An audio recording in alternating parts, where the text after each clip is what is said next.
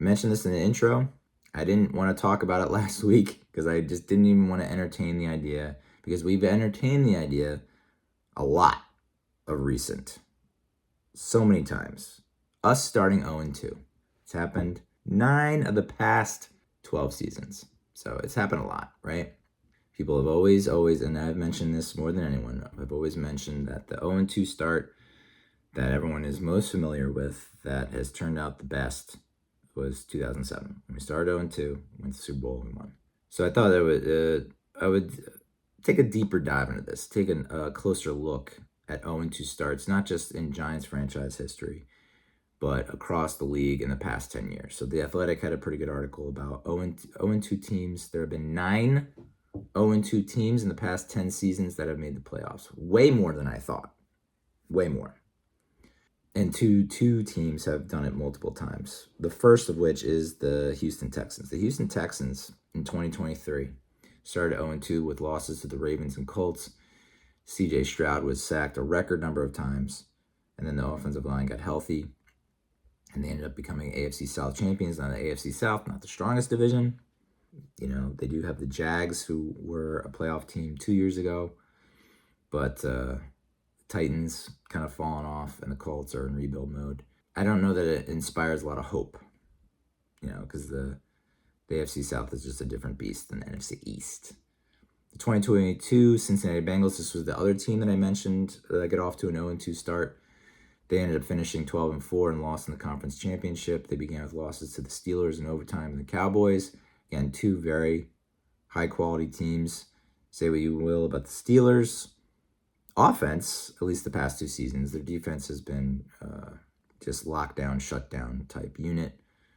So those are 2 tough games. Cowboys were pretty solid in 2022.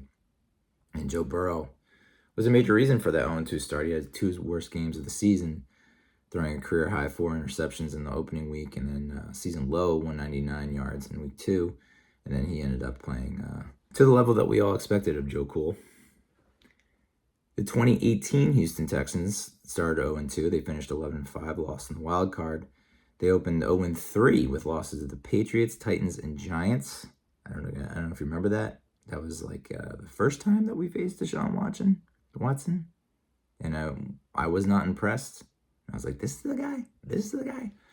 And then weeks 4 through 13, the Texans defense forced 19 turnovers, the second most in the league during that span, scored 74 points off them, third most in the league. So yeah, you get all the turnovers you want. If you're not turning them into points, what is the point? 2018 Seattle Seahawks started 0-2 and finished 10-6, lost in the wild card. They ended up sorting out their ground game.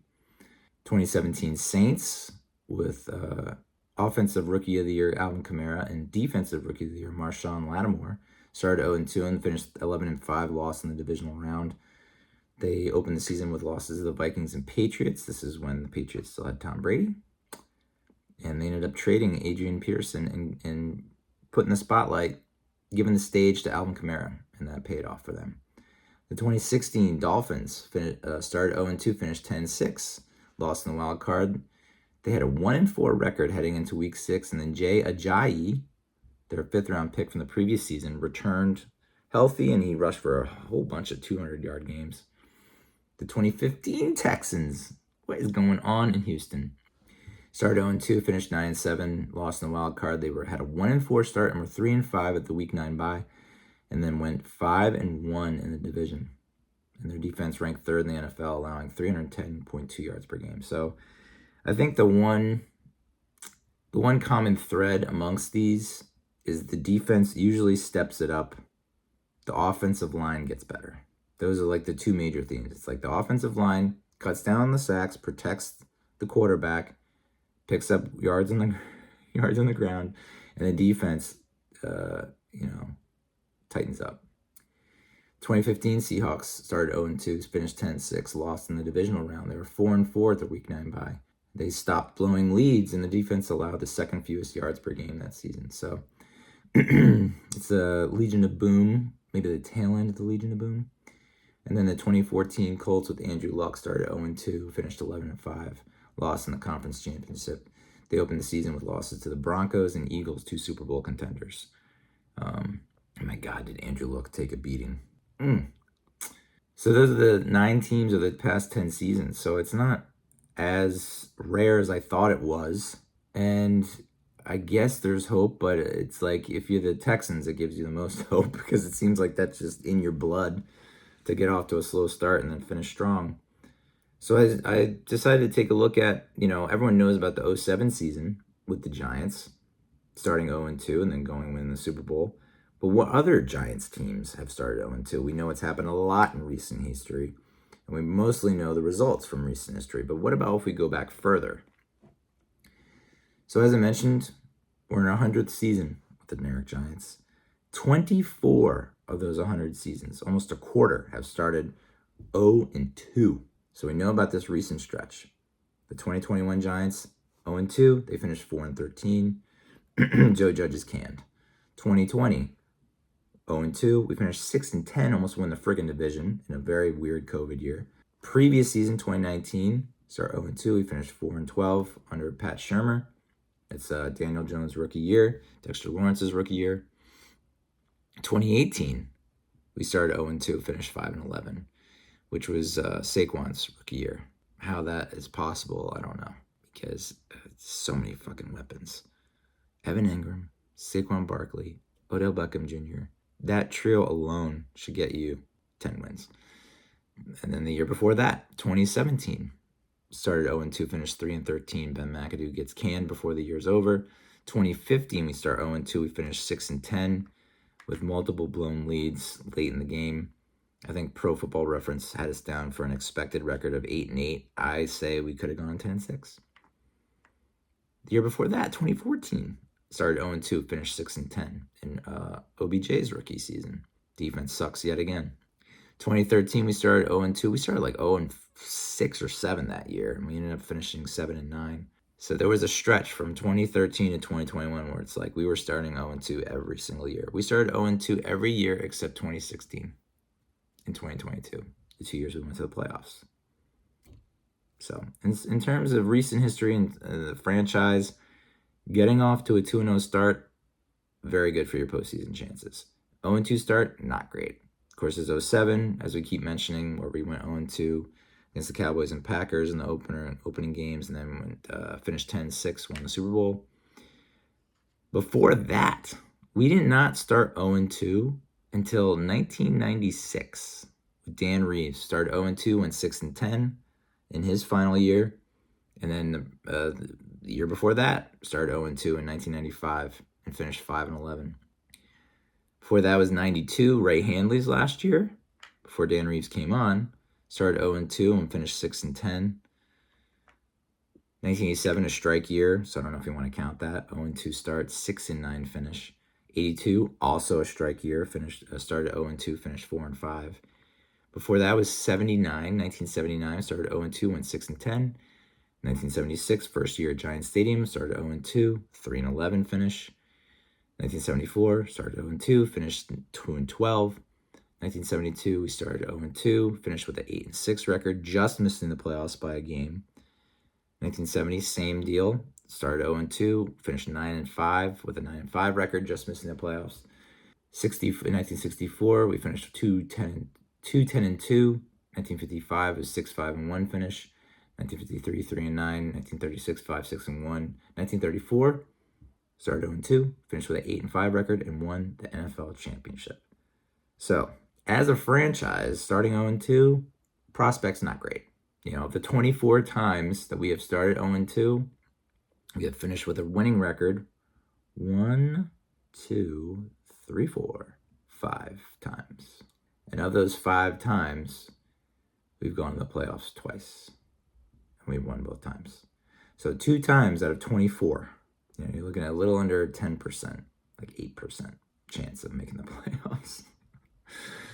So, I think that's why, so many fans, at least older fans, tend to get down after an 0-2 start because it's just like, we've seen this before. Get off to the 0-2 and it's like it's all downhill from there. Just, keep that in mind. Like 8%. It's an 8% chance. I think when we were, before the Browns winning at Cleveland, our chances of making the postseason were like 2% or 1%, something like that. So that's where the hope-o-meter is for me right now, 2 to 8%. You beat Dallas, and it goes up to like 10%. Every win, just like a little notch in the right direction. But yeah, so that's why it's tough to stomach. Oh, I'm sorry, there were 2 more years. Woo! Completely didn't even see it. It was on the next page. So it's actually 26 times we started 0-2. Before the 1934 championship year, 1932 we went 4-6-2, and then 1925 we went 8-4. But there were no playoffs in 1925. In fact, 1925, our first season in the NFL, was the 6th regular season of the National Football League. We just entered the league along with the Detroit Panthers, Pottsville Maroons, Providence Steamrollers, the Canton Bulldogs, the Kenosha Maroons folded, and the Racine Legion and Minneapolis Marines mothballed, whatever the fuck that means. So the only other, so the teams that are still in existence today, I don't even know, okay. Well, the Chicago Bears, Green Bay Packers, New York Giants all have kept, their names. I guess the Chicago Cardinals, you could say, because the Cardinals would then go to St. Louis and then Phoenix. So I'd say 4 teams are still in existence. There's like the Kansas City Cowboys, the Milwaukee Badgers, the Rock Island Independents, the Rochester Jeffersons, the Hammond Pros, the Frankfurt Yellow Jackets, the Duluth Kellys, the Dayton Triangles, the Columbus Tigers, the Buffalo Bisons, the Akron Pros. And there was a whole controversy over who actually won the championship, because they just went by best record.